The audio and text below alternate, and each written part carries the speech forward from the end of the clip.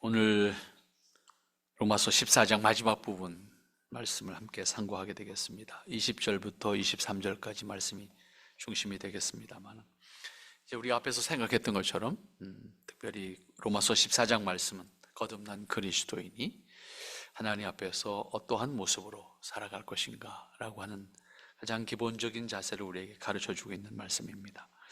그 가운데 지난 시간에 우리가 함께 생각했던 18절 말씀을 우리가 요절로 해서 14장 말씀을 대부분 살펴보게 되겠는데, 18절 말씀에서 그런 표현을 했었습니다. 그리스도를 섬기는 자는 하나님을 기쁘시게 하고 사람에게도 칭찬을 받는다라고 하는 말씀입니다.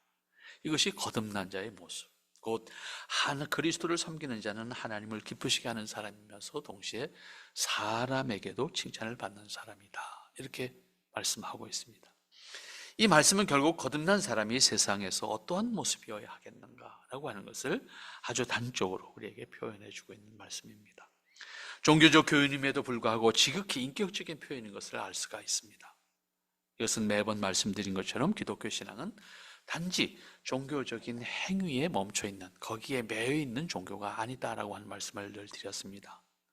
종교적 표현까지도 포함해서 인격이 담기지 않으면 안 된다라고 하는 말씀인데, 그렇지 않고 단지 종교적인 의식으로만 생각한다고 하면 기독교적일지는 모르지만 그것이 참된 기독교 신앙은 아니다라고 표현할 수가 있을 겁니다. 하나님을 기쁘시게 하는 것은 곧 사람을 기쁘게 하는 것이어야 하고, 하나님의 칭찬은 곧 사람의 칭찬으로 이어져야 합니다. 신앙과 인격은 그래서 하나다라고 하는 말씀을 자꾸 드렸는데, 특별히 신앙 인격은 그리스도인으로서 하나님의 품격을 담아내는 인격이어야 합니다. 종교인으로 만족하지 아니하고 하나님의 사람으로 하나님의 품격을 담을 수 있는 인격, 그것이 거듭난 사람이 일생을 통해서 내 안에 하나님의 형상을 담는 수고입니다. 그러기 위해서 우리의 말과 행동과 그리고 우리의 표현과 우리의 삶의 형식, 그리고 우리가 살아가는 과정 속에 필요한 것을 소비하고 즐기는 것까지도 포함해서 우리는 다시 한번 생각해서 하나님께서 우리에게 허락하셨던 하나님의 형상으로 사는 사람이라고 하면 그러한 상황 속에서 어떠한 말을, 어떠한 행동을 어떻게 소비하고 무엇을 즐길 것인가까지도 생각할 줄 아는 사람이어야 한다라고 하는 것이죠. 그것을 위해서 나를 만들어가는 작업, 그것을 위해서 하나님의 은혜 가운데 내가 어떤 사람으로 살아가야 될 것인가 라고 하는 것을 생각하는 사람, 그리고 그것을 위해서 몸부림치는 사람, 그래서 우리의 일상 삶이 아주 자연스럽게 하나님의 뜻을 기뻐하면서 살아가는 사람, 일하는 것을 통해서도 즐거워할 줄 알고, 그리고 우리가 소비하는 것을 통해서도 하나님의 사람을 어떻게 소비할 것인가 라고 하는 것을 생각할 줄 알고, 그리고 내가 감당해야 되는 책임은 어떠한 것인가, 그 도리를 다할 줄 아는 사람으로 내 자신을 만들어가는 겁니다. 그것이 우리의 신앙의 일생이에요. 내 종교적인 의무, 곧 내가 예배를 했고, 내가 헌금을 했고, 내가 기도를 했고, 내가 적당히 봉사했고, 이것으로 만족하는 신앙은, 기독교적인 신앙은 될지 모르지만은 살아있는 기독교 신앙이 아니다. 정녕 내가 하나님 앞에 하나님의 사람으로, 하나님께서 본래 에덴에 창조하셨을 때 그 인간의 모습으로 나를 몸부림치면서 나를 만들어가는 사람이 되어야 된다 하는 말씀입니다. 그 가운데 구체적으로 사람들과의 관계 속에서 우리가 어떠한 사람이어야 되겠는가, 그리고 우리가 신앙을 지킨다고 하는 것이 어떠한 모습이어야 되겠는가, 구체적으로 몇 가지 예를 들어서 우리에게 교훈하시는 말씀이 이 14장에 담겨져 있습니다. 그런데 마지막 부분에 있어서는 어떻게 보면 좀 더 정리하는 말씀이라고 볼 수 있겠는데, 음식으로 말미암아 하나님의 사업을 무너지게 하지 말라. 만물이 다 깨끗하되 거리낌으로 먹는 사람에게는 악한 것이다, 이렇게 말씀하셨습니다. 이 말씀은 본질이 아닌 것 때문에 본질을 잃어버리는 사람이 돼서는 안 된다, 그런 뜻이 되겠죠. 먹는 것이 본질이 아닌데 그것을 율법적 기준으로 삼아서 그것은 틀렸어, 그건 맞았어, 이렇게 표현하거나 너는 신앙이 없어, 너는 신앙이 있어, 이렇게 표현할 수 있는 것이 아니다라고 하는 말씀이 되겠죠. 그런데 율법적 절대 기준으로 먹는 것을 가져다 놓고 사람을 정죄하거나 심판한다고 하면 오히려 그것으로 말미암아서 사람을 죽이는 역할, 그 영혼을 죽이는 역할, 진리를 왜곡시키는 역할을 하게 될 수도 있다라고 하는 것이죠. 우리가 현실에서 경험할 수 있는 것들이 있습니다. 무슬림주의자들이나 유대주의자들의 모습이죠. 그들은 먹는 것을 통해서 절대기준화, 그것으로 인해서 너와 나를 구별합니다. 우리가 아닌 사람들을 구별합니다. 죽기 살기 싸우잖아요. 근데 답이 있냐고 뭐. 그것을 절대화함으로 어려움을 자초하는 것을 생각하면 우리가 이해가 됩니다. 그렇다고 해서 완전하게 구별할 수 있습니까? 어차피 완전하게 구별할 수 있는 것이 아니잖아요. 예수님이 오직 답답했으면 그 재물을 팔고 사는, 성전 안에서 재물을 팔고 사는 사람들 그 재물상을 다 뒤집어 엎었지 않았습니까? 뭐예요? 똑바로 들어오는 건 틀렸다 그러고 뒤로 들어오는 건 맞았다 그러고. 사람이 스스로 행위와 구별을 완전하게 할 수 있느냐라고 하는 문제입니다. 결단코 불가능합니다. 그렇기 때문에 종교적 원리주의를 주장하게 되면 많은 사람들이 그것으로 인해서 희생을 당하게 되고 희생을 강요받게 됩니다. 자유를 제한받게 됩니다. 그리고 그것은 또 다른 사람들의 권력을 유지하는 수단이 됩니다. 초기 로마 교회가 경험하는 것도 다르지 않습니다. 유대주의자들이 가지고 있는 율법주의적 신앙을 넘어서 복음 안에서 자유할 수 있는 길을 제시했는데 그 길로 행하기를 원하지 않았습니다. 유대주의자들은 율법적인 신앙을 주장하면서 복음을 왜곡시키는 결과를 가져왔습니다. 새로 들어오는 이방인들을 적대시했습니다. 천시 여겼습니다. 무식한 사람들을 여기셨습니다. 아무거나 먹는 사람이라고 구별했습니다. 때문에 하나님의 일을 그릇되게 하는, 오늘 본문의 말씀 그렇게 표현하고 있지 않습니까? 20절 말씀, 음식으로 말미암아 하나님의 사업을 무너지게 하지 말아라.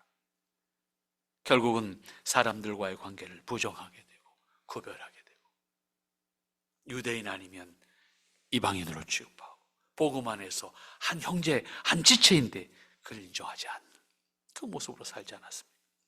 음식으로 말미암아 하나님의 사업을 무너지게 하지 말라는 말씀은 결국 음식은 음식일 뿐이고, 다만 같은 음식일지라도 먹어야 할 때와 금해야 할 때, 또 경우에 따라서는 완전히 금함으로 말미암아 덕이 될 때, 이것은 전적으로 율법주의에 따른 것이 아니라 관계, 가치, 그리고 상황에 따라서 스스로 판단하고 스스로 책임질 수 있는 것이어야 됩니다. 또한 그렇다고 해서 어떻게 해도 좋다는 식의 표현을 해서는 안 될 겁니다. 그 음식이나 어떤 음용을 할 수 있는 것이 있다면 그것이 바른 것인가, 건강한 것인가, 그리고 단지 인간의 욕망을 위한 것인가, 나아가 사람들에게 덕이 되는 것인가, 여러 가지를 생각해야 됩니다. 특별히 그리스도인이라고 하면 신자로서 사람들에게 신앙적으로 덕이 될 것인가 안 될 것인가, 이것을 분명히 확인하는 가운데 스스로 판단할 줄 아는 사람이 성숙한 사람입니다. 그리스도인의 모습 때문에 하나님의 사업을 무너지게 하지 마. 그 마음의 충정은 충분히 이해해요. 근데 오히려 하나님 앞에 그것을, 하나님을 거부하는 동기가 된다고 하면 이 안타까운 모습이잖아요. 그것이 틀린 것이 아닌데 사람들에게 왜 덕을 끼치지 못할까? 왜 사람들에게 유익을 주지 못할까? 라고 하는 것을 생각하게 되는 것입니다. 그 다음에 이어지는 말씀 봅시다. 만물이 깨끗하되 거리낌으로 먹는 사람에게는 그것이 악한 것이다, 이런 표현이었습니다. 음식으로 먹는 것 자체가 악하거나 그 안에 귀신이 들어있는 것 아니잖아요. 그렇다면 하나님 잘못한 거지, 하나님 만드신 거니까. 문제는 그것을 먹는 사람이 어떤 의식을 가지고, 어떤 목적을 가지고, 어떤 동기에서 그것을 먹는 것이고, 여기에 자유롭지 못하다고 하면 죄가 되는 거예요. 그러나 그렇지 않다고 하면 먹는 것은 그것이 무엇이든지 그 자체가 죄가 되지 않는 것이다. 하지만 부정한 음식이라고 생각하여 사람들이 먹지 않는 것을 대놓고 먹거나, 반대로 사람들이 먹는 것을 먹지 않겠다고 하면 그것은 덕이 되지 않는 모습이 될 수 있습니다. 또한 하나님의 사람으로 자신이 성별되었다는 것을 온전히 드러내지 못하는 모습이 된다고 하면 이 또한 잘못된 모습입니다. 그런 의미에서 그리스도인으로서 내가 분명히 선택할 줄 알고 물리칠 줄도 알고, 그리고 동시에 사람들에게 덕과 위로와 그리고 그것으로 말미암아 시험에 들지 않도록 하는 것이 또한 우리가 해야 될 일입니다. 여기서 중요한 것은 아무리 좋은 음식일지라도 욕심으로 먹는다고 하면 그것은 죄가 될 겁니다. 나쁜 목적으로 먹는다고 해도 그것은 또한 죄가 될 겁니다. 때로는 악한 도구가 될 수도 있을 겁니다. 여기서 바울이 강조하는 것은 내 형제로 거리끼게 하는 것은 아름다운 것이 아니다. 결국은 내 형제로 거리끼게 하는 일은 결코 아름다운 것이 아니다. 그러면 형제에게 거리끼게 하는 일이 아니라고 하면 그것은 아름다운 것이다, 이런 표현이죠. 거룩하고 구별되고 동시에 하나님의 사람으로 온전함을 선택할 줄 아는 사람, 사람들에게 덕이 되고 그리고 위로가 되고 소망이 될 수 있는 것을 선택할 줄 아는 사람, 그것이 오늘 우리가 하나님의 사람으로 이 땅에 살면서 본질이 아닌 것이지만 본질이 아닌 것 때문에 시험에 들지 않게 하고 동시에 구별된 세상에서의 삶을 아름답게 살아갈 수 있는 사람의 모습으로 살아갈 수 있다고 하면 이 또한 하나님 앞에서 허락받은 것을 아름답게 나누고 귀하게 함께 기뻐할 수 있는 동기가 될 수가 있을 것입니다. 그러나 아무리 좋은 것일지라도 그것을 악한 목적을 위해서 사용한다고 하면 그것은 악의 도구가 되는 겁니다. 그런 의미에서 악한 목적으로 사용하거나 악한 목적으로 먹거나 해서는 안 될 일이다 라고 하는 거죠. 그런 의미에서 우리가 먹어서 유익한 것을 먹을 줄 아는 사람, 먹어서 해로운 것을 먹지 않을 줄 아는 사람 돼야 되는 거죠, 기본적으로. 이에 대해서 우리 한 걸음 더 나가서 말씀하시는 것이 22절 말씀입니다. 내게 있는 믿음을 하나님 앞에서 스스로 가지고 있으라. 자기가 옳다 하는 바로 자기를 정죄하지 아니하는 자는 복이 있다. 스스로 판단하고 스스로 행동하고 스스로 책임질 줄 아는 사람이 복 있는 사람이다, 그런 얘기입니다. 간단하게 표현하면 무엇의 기준 때문에 내 스스로 판단하지 못하고 분위기 때문에 내 스스로 판단하지 못함으로 행동하는 것은 오히려 그것 때문에 매이는 사람이 되고 하나님 앞에 자유를 허락받았음에도 불구하고 그 자유를 억압받는 사람이 되고 자기의 마음은 아님에도 불구하고 따라서 한다면 그것은 잘못이다, 이런 표현이잖아요. 먹는 것으로 형제를 시험에 들지 말게 하라는 말씀 한 번 더 강조하는 겁니다. 거듭난 사람이 가지고 있어야 되는 가장 기본적인 자세입니다. 이 말씀을 숙고해 보면 역시 인격에 호소하는 말씀인 것을 알 수가 있습니다. 또한 인격으로 응답할 것을 말씀하고 있는 것을 알 수가 있습니다. 21절 말씀에서 내게 있는 믿음을 하나님 앞에 스스로 가지고 있으라. 22절 말씀에서 내게 있는 믿음을 하나님 앞에 스스로 가지고 있으라. 그리스도인은 어떤 조건이나 환경에 따라서 달라지는 것이 아니라 언제 어디서든지 하나님 앞에서 자신의 믿음으로 서라는 겁니다.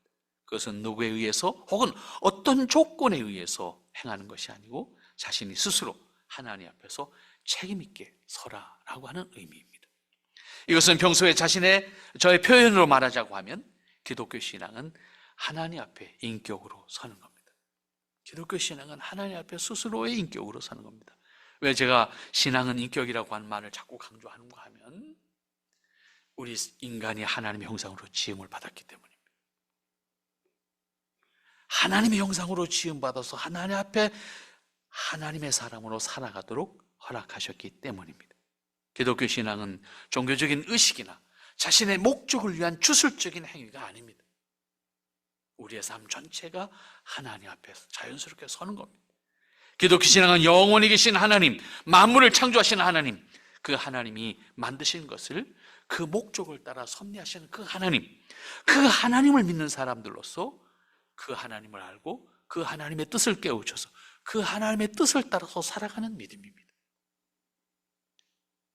그것을 알고 그것을 믿음으로 살아가는 사람들, 그리스도인입니다.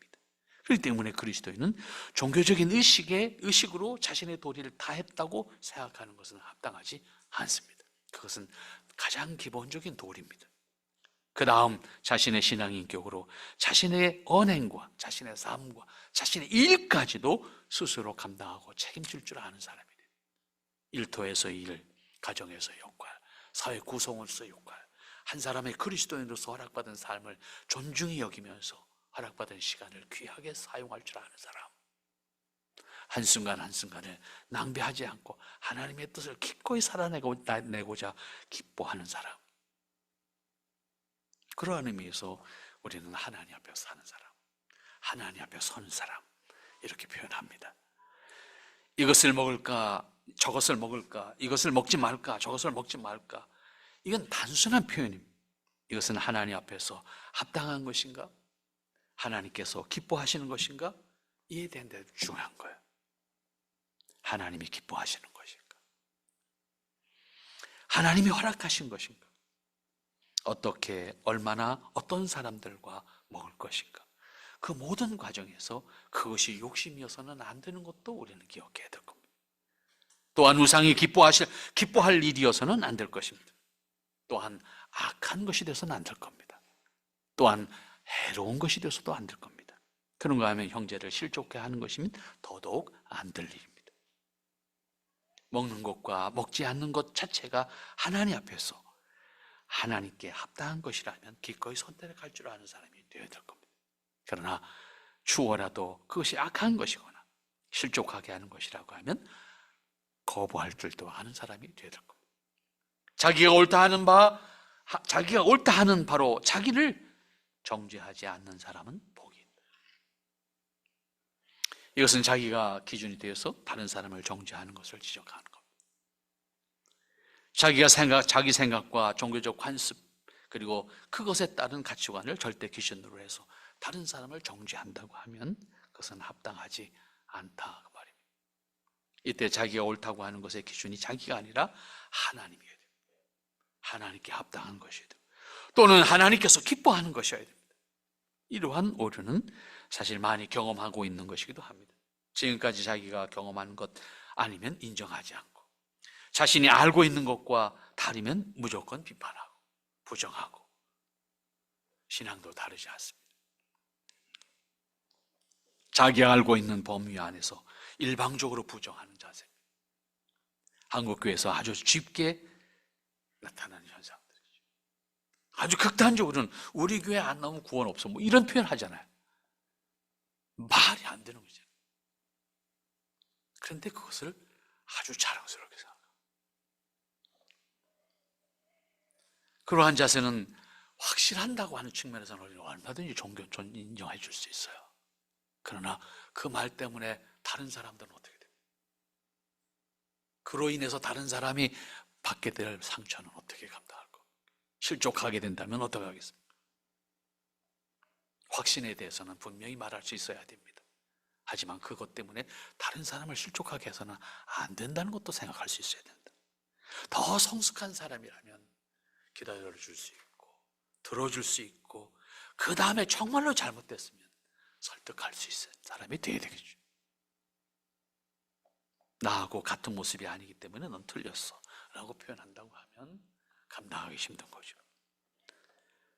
그러한 자세는 더욱 엄격한 의미에서 우리는 매우 신중하게 생각해야 될 겁니다. 좀 더 숙고하고 좀 더 기다려줄 수 있고 좀 더 생각해서 우리가 나중에 생각해도 결코 늦지 않는 문제인데, 단적으로 정죄하거나 부정하는 것은 참으로 어리석은 결과를 가져오게 될 겁니다.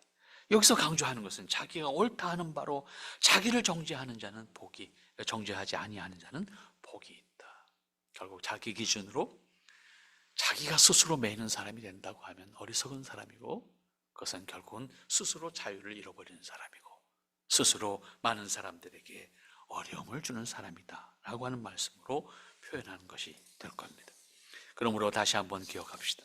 우리가 바울이 강조하는 것은 먹는 것이 무엇이든지 그것이 하나님이 기뻐하시는 것인가? 아주 쉬운 대답이잖아요. 쉬운 질문이고, 이것이 하나님이 기뻐하시는 것인가? 라고 하면 거리낌없이 할 수 있으면 됩니다. 그런데 하나님이 기뻐하시는 것이 아니다 라고 하면 그것이 무엇이 됐든 하지 않겠다라고 생각하면 될 겁니다. 자기가 기준이거나 자신의 경험과 관습과 지식을 절대화하는 사람이 된다고 하면 스스로 부정당하게 될 수 있고 자기 스스로도 매일 수 있다라고 하는 사실도 분명히 기억을 해야 될 겁니다. 그러므로 23절에서 결론을 내리죠. 의심하고 먹는 자는 정죄되었나니 이는 믿음을 따라 행하지 아니한 것이기 때문이다. 믿음을 따라 하지 아니하는 것은 그것이 스스로 죄가 되는 일이다. 내가 믿음으로 옳다고 하면, 내가 믿음으로 그것이 하나님이 기뻐하시는 것이라고 하면 그것을 행하면 된다, 그 말입니다. 그런데 그렇게 생각하면서도 하지 않거나, 그렇게 생각하면서도 하지 말아야 될 것을 하거나, 그것은 스스로가 죄가 되는 일이 된 것이다. 결국 이 말씀도 인격과 관련해서, 곧 신앙 인격과 관련해서 우리에게 교훈하는 말씀입니다. 기독교 신앙은 단지 종교적 의식에 매이는 것이라고 볼 수 없는 이유는 하나님의 형상을 사람에게 주셨기 때문이고, 그 하나님의 형상으로 하나님 앞에 서기를 원하시는 것이 하나님이시기 때문입니다. 그리고 그 형상을 통해서 하나님과 교통하고 하나님이 기뻐하시는 것을 함께 기뻐하도록 허락받은 것이 유일하게 인간이라고 말해요.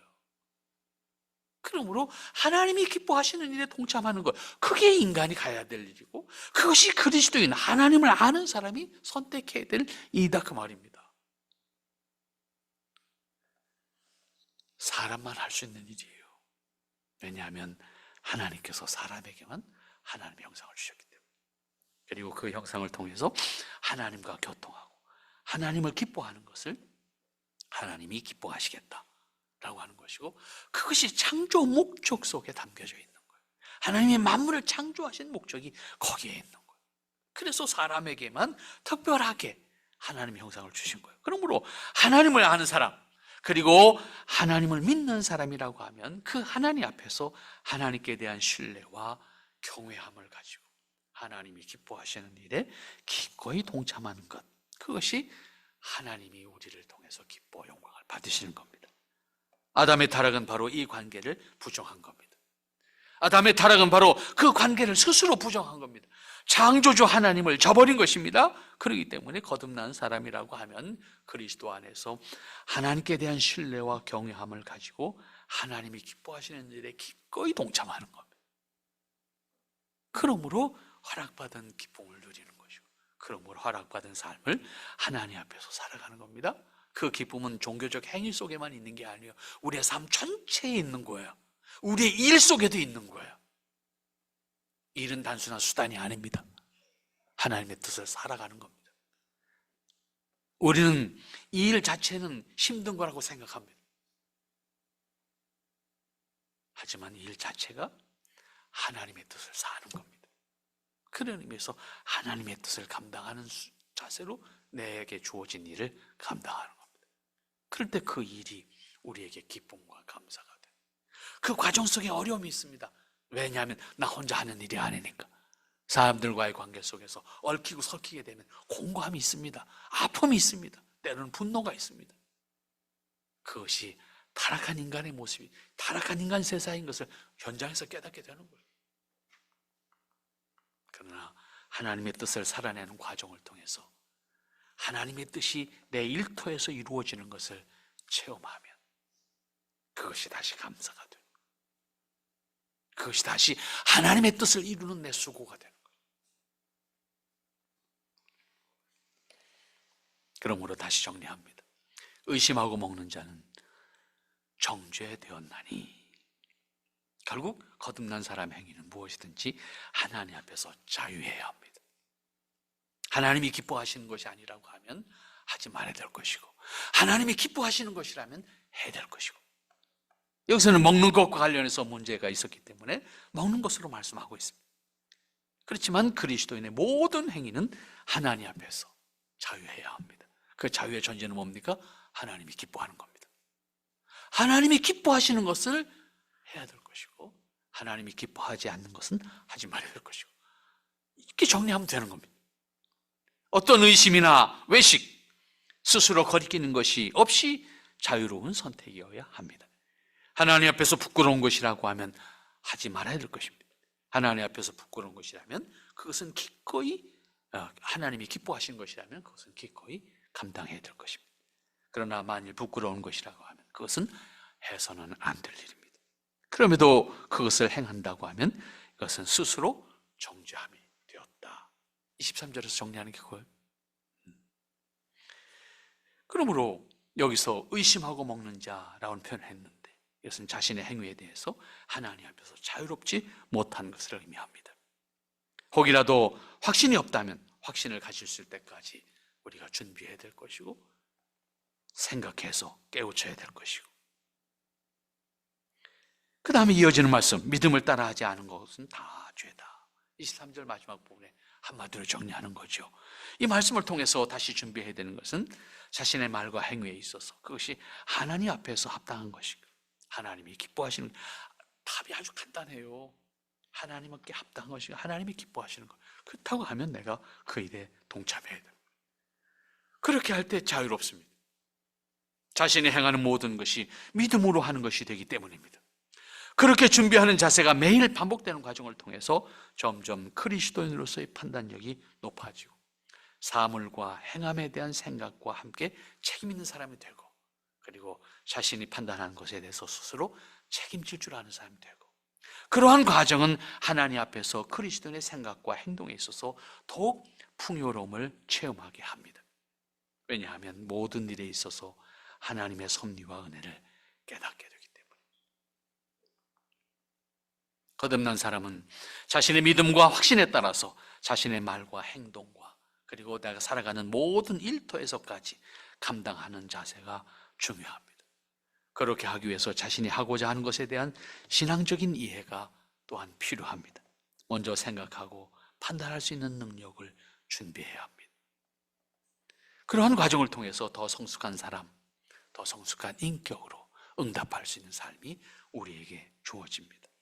언제든지 자유롭게 하는 사람의 모습이 될 것입니다. 어떤 것에 매이지 않고 하나님이 허락하신 은혜를 누릴 수 있는 사람이 될 겁니다.